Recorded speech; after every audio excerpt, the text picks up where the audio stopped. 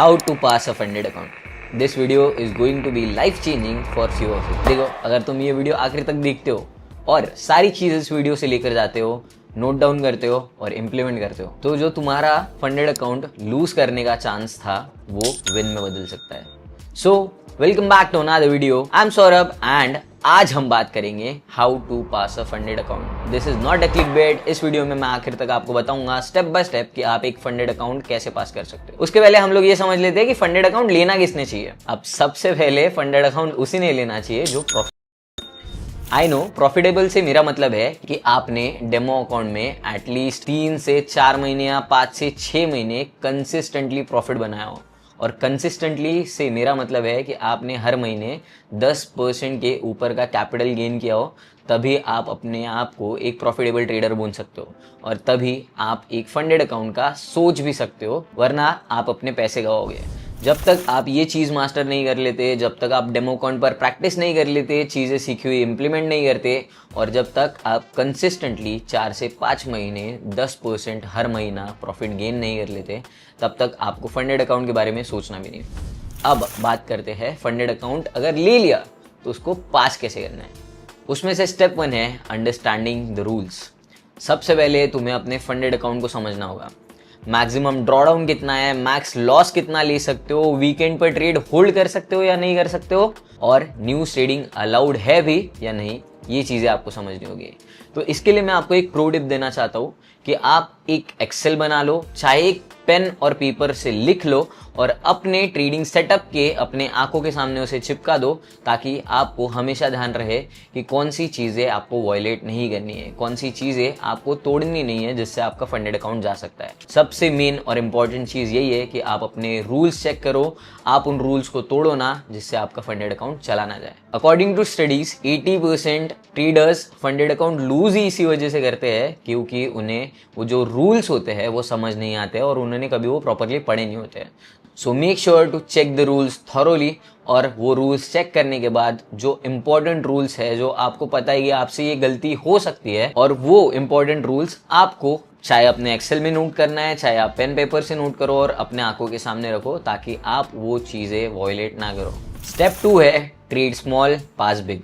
इसका मतलब क्या होता है कि आपको छोटे छोटे लॉट से ट्रेड करनी होगी और तब जाकर आप फंडेड अकाउंट पास कर लोगे. क्योंकि अगर आप बड़े लॉट से ट्रेड करते हो तो ज़्यादा इमोशंस इन्वॉल्व हो जाएगी और ज़्यादा इमोशंस का मतलब होता है कि आपके लॉसेस के चांसेस ज़्यादा बढ़ जाएंगे. इसीलिए आपको छोटे छोटे लॉट से ट्रेड करना होगा और छोटे छोटे प्रॉफिट्स बुक करके आपको अपना फंडेड अकाउंट पास करना होगा.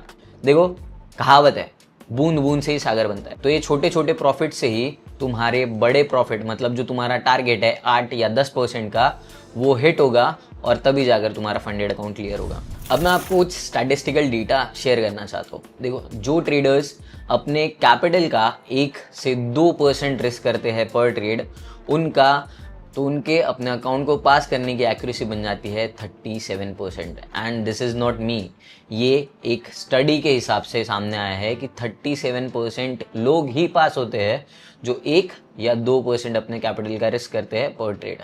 उसके बाद में अगर जो 5% रिस्क करता है उसमें सिर्फ और सिर्फ 7% लोग ऐसे होते हैं जो फंडेड अकाउंट पास करते हैं. बाकी के 93% लोग फंडेड अकाउंट फेल कर देते हैं. तो इससे आपको समझने मिलता है कि अगर आप ज़्यादा रिस्क लेते हो तो आपके चांसेस कम हो जाते हैं फंडेड अकाउंट क्लियर करने के. तो आपको हमेशा ध्यान रखना होगा कि आपको anywhere between 0.5 to 1% he risk करना होगा पर trade on your funded account. अगर कोई भी ट्रेड लेना चाहते हो तो आपको 0.5 से 1% के बीच में ही रिस्क लेना है. जितना कम रिस्क लोगे उतना बेटर रहेगा, उतने बेटर चांसेस बनेंगे आपके अकाउंट क्लियर करने के. स्टेप 3 है अवॉइड ओवर ट्रेडिंग. देखो, over trading is a huge killer. अगर आप ओवर ट्रेडिंग करते हो तो आपका अकाउंट जाएगा, 110% जाएगा.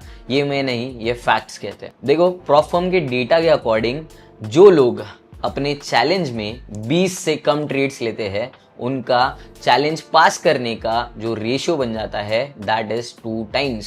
उनका सक्सेस रेट जो होता है चैलेंज पास करने का, वो 2 times होता है उन लोगों से जो दिन के 7 से 8 ट्रेड्स लेते हैं.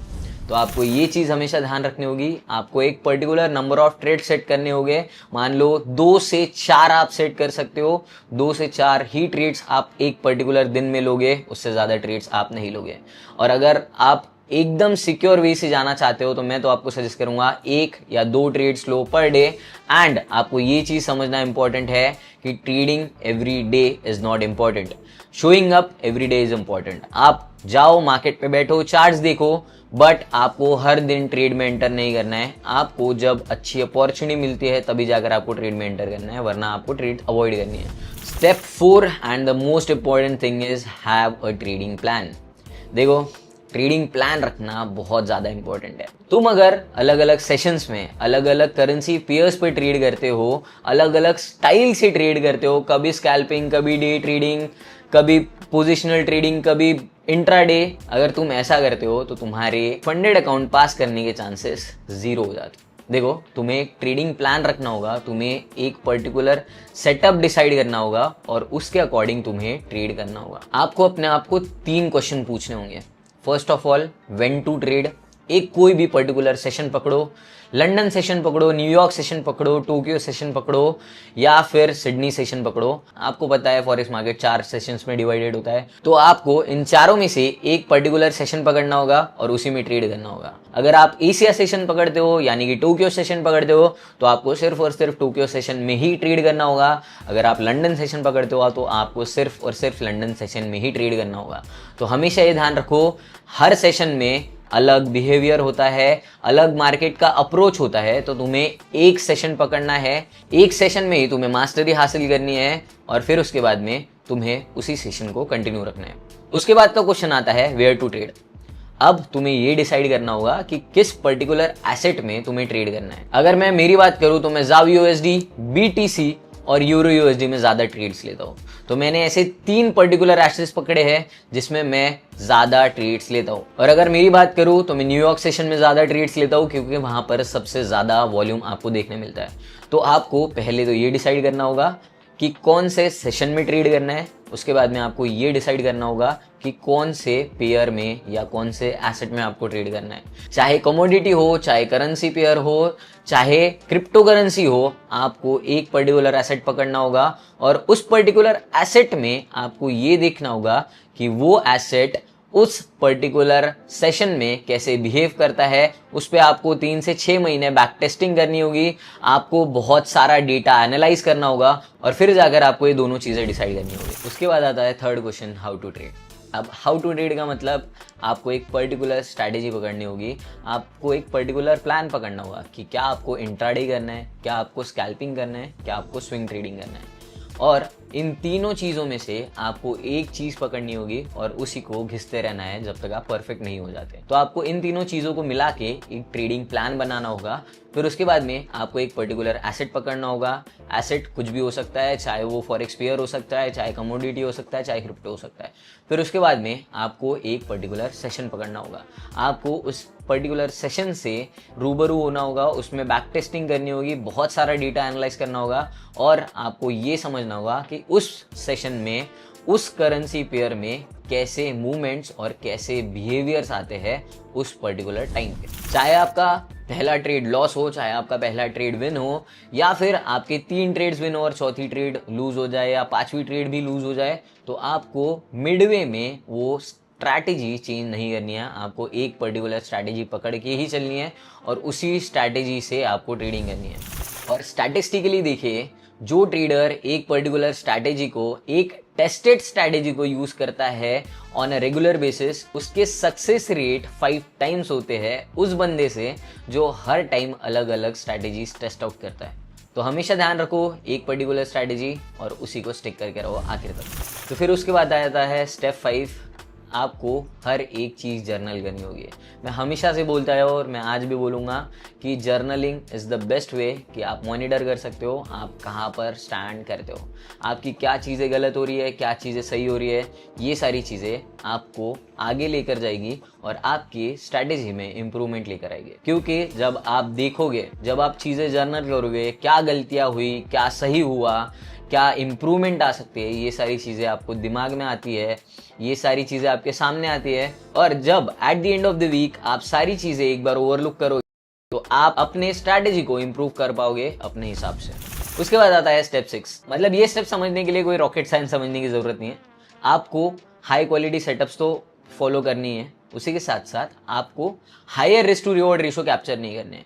आपको 1:2 2:1 रेशियो भी कैप्चर करते हो तब भी आप सेफर पोजीशन में रहते हो। और अगर आप 60% एक्यूरेसी लेकर भी चलते हो तब भी जाकर आप सक्सेसफुली अपना जो फंडेड अकाउंट है वो क्लियर कर सकते हो। अब मैं आपको स्टैटिस्टिकली ये सारी चीज़ें बताता हूँ। मान लेते हैं आपने 10 ट्रेड लिए और आपका जो रिस्क टू रिवॉर्ड रेशियो था वो था 1:2 और आपकी जो एक्यूरेसी रही है वो रही है 60% की। मतलब कि आपने 10 ट्रेड्स लिए जिसमें से 6 ट्रेड्स विन थे और 4 ट्रेड्स लूजिंग एंड पे थे। 4 ट्रेड लॉस मतलब आपका 2% का ड्रॉ डाउन 0.5 के हिसाब से। तो आपकी 6 ट्रेड्स जो विन हुए हैं 1:2 रिस्क टू रिवॉर्ड रेशियो के हिसाब से, जहां पर आपने 0.5% का ही रिस्क लिया था, वहां पर आपने 6% का कैपिटल गेन किया है।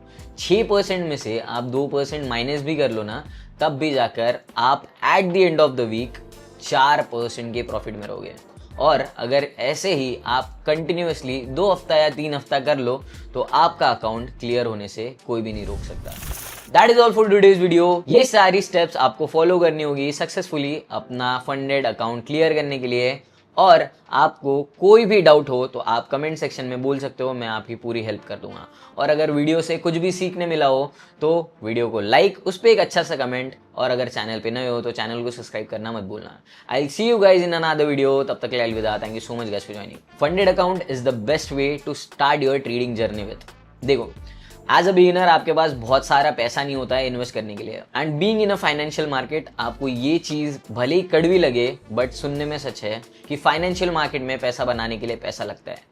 और अगर आपको ट्रेडिंग से बहुत पैसा बनाना है तो आपको ट्रेडिंग करने के लिए बहुत ज़्यादा पैसा लगेगा। और एज अ बिगिनर आपके पास वो पैसा नहीं होता है। बट अगर आप फंडेड अकाउंट यूज़ करते हो तो आपको छोटे कैपिटल के साथ बहुत बड़ा फंड मैनेज करने मिल जाता है और बहुत बड़े फंड से ट्रेड करने मिल जाता है। तो अगर आप उसको सक्सेसफुली क्लियर कर लो और आपका प्रॉफिट शेयर निकाल लो तो आप छोटा अमाउंट इन्वेस्ट करके बड़ा प्रॉफिट बना सकते हो अपने आप के लिए। तो अगर किसी को भी फंडेड अकाउंट परचेज करना है, डिस्क्रिप्शन में लिंक है, वहां पर जाकर आप क्लिक कर सकते हो। और अगर आप वो फंडेड अकाउंट मेरे रेफरल लिंक के द्वारा बाय करते हो तो आपको 5% का ऑफ भी मिलने वाला है। तो without wasting any further time, जिसको भी फंडेड अकाउंट बाय करना है आप लिंक पे क्लिक करो और वहां से फंडेड अकाउंट बाय कर लो।